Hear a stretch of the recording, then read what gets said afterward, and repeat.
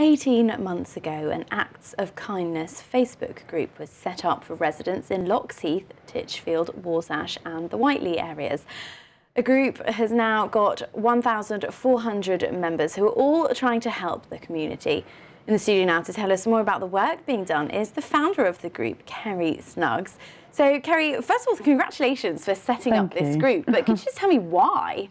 It kind of started about 18 months ago. A young lady had lost her husband. She was recently bereaved, so she had basically lost her wedding rings, and she was just really kind of despairing, really. So I saw it on just a normal page, a buy and sell type page. I think I can't remember really, can't really recall, but and I just thought, let's help this lady. So I set up a very small group, probably of about 20 people initially, and just asked people to go out and help search for these rings. The group never found the rings, but an elderly couple nearby who lived nearby found the rings, thankfully. So I kept the group open to see what else we could do. And I saw a news report about a young girl, I think she was about 10 years old, 9 or 10, had basically been cycling in the park, and she'd gone across some wire across her neck. And she just had no, she was getting a bit tongue-tied, sorry. Sorry. She was quite upset, so I got a gift box ready, and I asked the people in the group to collect some items just to really cheer her up and just to give her some confidence back in the community, really. Her mum said that she just lost a lot of confidence in cycling and going out in public parks, so I just really wanted to encourage her back, really. So we collected a gift box and we gave it to her, and then the people started to hear about the group. It was a secret group to start off with, and then we've recently opened it as a public group, but we just carried it on going, and then we've just done various acts around the community, of people that are really sort of at the end of their tether with their situation. They really don't know where to turn, and it's just, yeah. It's now got 1,400 members, so that's it in a nutshell, really. It's grown really, yeah, really quickly. it has. In 18 really months, it has. off. Yeah, How do you decide what things that are counted, you know, which causes you're going to support, as it were?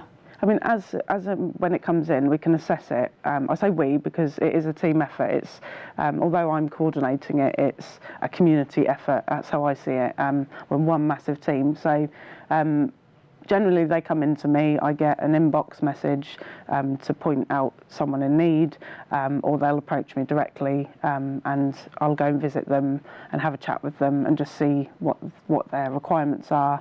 And usually, as I speak to them, you find that there's a little bit more to their situation, so we can just see where we can go from there, really. So I get a very small bit of information, which then turns into sometimes a bigger situation than I anticipated. So, yeah. And so it sounds like you kind of what started off as just a kind of one Facebook group is now kind of escalated as taking up much more of your time than maybe you anticipated. Yeah. But how does it feel to know that you're helping people? It's amazing, and I think in the time of austerity at the moment, where people haven't got places to turn to, there's so many government cuts.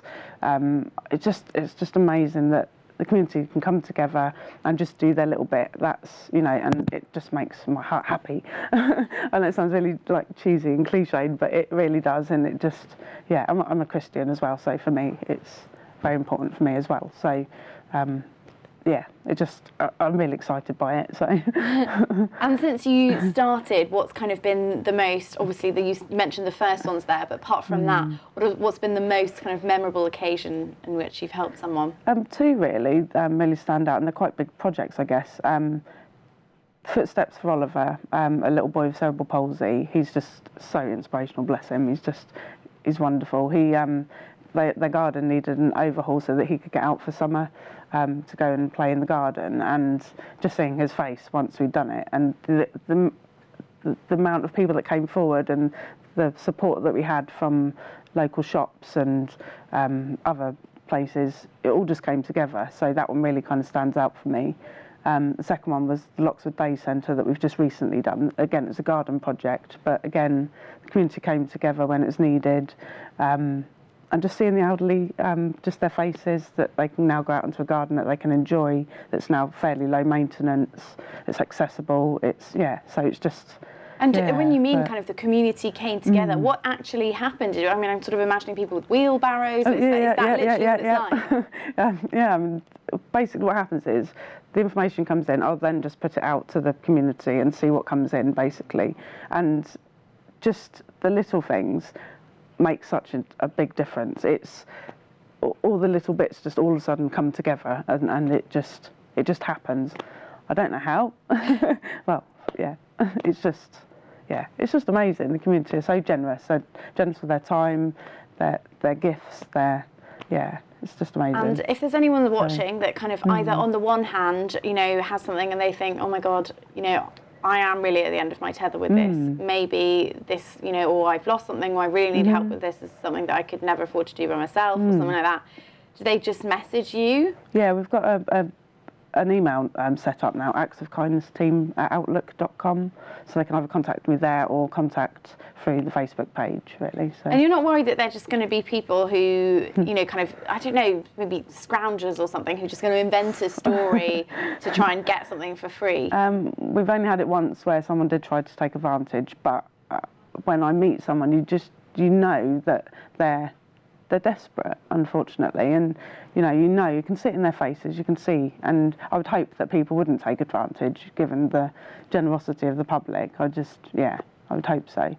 So I'd hope not. And finally, if there's someone out there who thinks I really want to be involved, I think I can, maybe can help out or give back, how can they do that? Again, just join the Facebook page. It's now a public group, so come along, have a look on Facebook, find us there, or just email me and we can have a chat.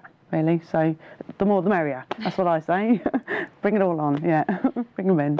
And just quickly, just before we go, because I'm afraid we've run out of time, what is the Facebook page called again? It's Acts of Kindness. If you type in Acts of Kindness Lox Heath, there's some like Titchell, Warsash, Whiteley after it, but if you type that in the search engine, it will come up. Acts of Kindness Lox Heath. Okay, brilliant. Kerry, thanks very much for coming in, and and good luck with carrying on with these projects. Thank you.